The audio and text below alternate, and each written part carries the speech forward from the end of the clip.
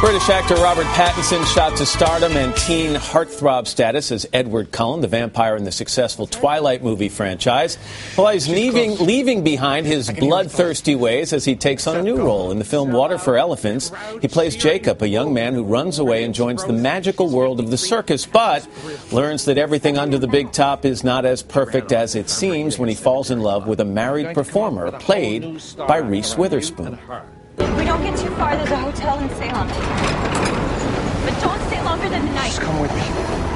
What happened? You think there's nothing out there for you, but there is. You just can't see it. Jacob, you don't understand. I can't. You'll find me. Mine is a better kind of life that's meant for you. Whether that life is with me or not. Whether you love me or not. It doesn't matter. But it's got to be now.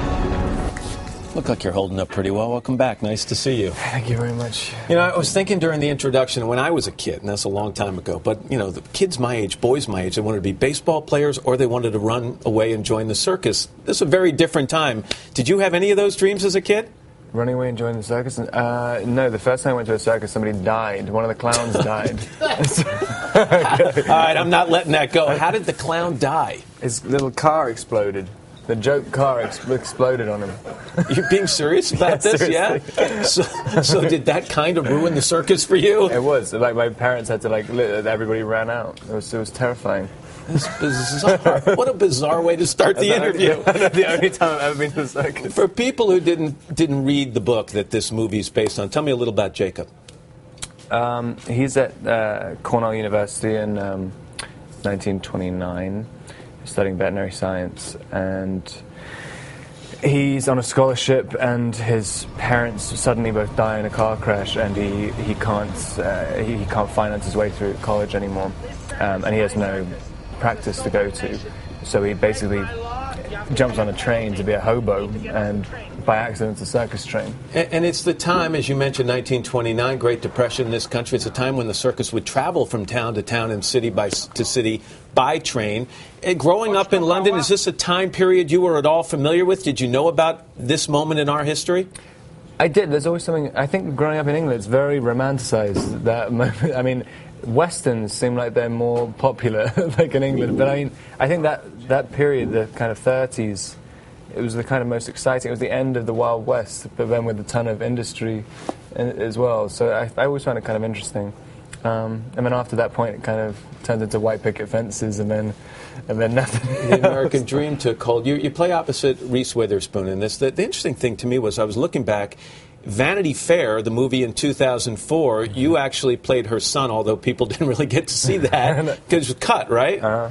But now, here we are 7 years later, you're not playing her son, you're playing her love interest. That's a little bizarre. It is very bizarre. But I think it's kind of bizarre that they cast me as a son in the first place. She's only about 25. So that was the bizarre one, not this one.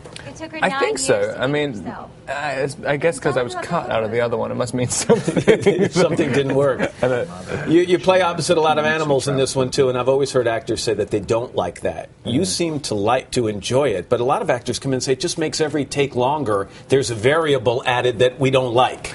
I think it's so much better. I like working with kids. I like working with animals. They're always, as soon as the more unpredictable elements you can put into a scene, the more I like it. I mean, especially, if you're doing 15, 20 takes of something, if you have an elephant who does whatever she wants every single time. It's a big elephant, by the way. I mean, no trepidations about working with something so much bigger than you? She's unbelievable. I mean, the zebras are the ones to watch out for. Like, nasty? Yeah, never be around. Always avoid zebras. If you see a zebra in the street, run. And apparently, clowns in little trick cars, according to you. What are you going to do with this stardom? I mean, you walk out there, it was crazy out there, but how do you parlay that into longevity in this business?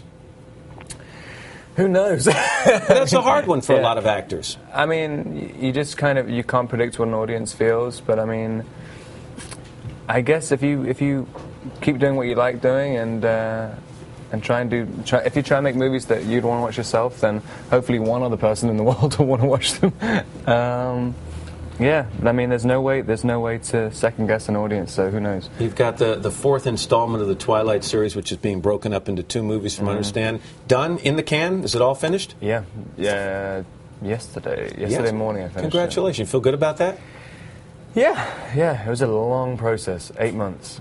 So it was kind of a relief to finally get the contacts out of my eyes. I was just about to kill someone. This one's called Water for Elephants. Robert, always nice to have you here. Thanks a lot. Come back and see us soon. All right.